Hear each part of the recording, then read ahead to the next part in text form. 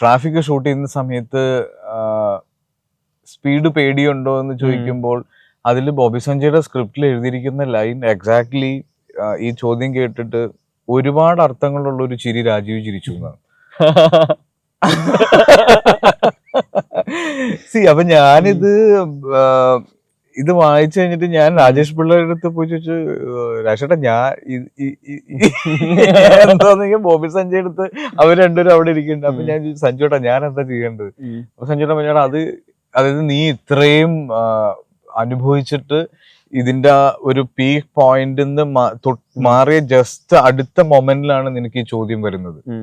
അപ്പൊ എന്തായിരിക്കും നിന്റെ റിയാക്ഷൻ? അപ്പൊ ആ ഒരു ഫീഡ് കിട്ടി കഴിയുമ്പോ എനിക്ക് തോന്നുന്നു നമ്മള് ചെയ്യുന്നതും അല്ലെങ്കിൽ ഒരുപക്ഷെ ഞാൻ ചെയ്യുന്നത് എല്ലാം ഈ പറയുന്ന ചിരികളെല്ലാം ഒരുപക്ഷെ ഒരുപോലെ ഉള്ളതാണ്.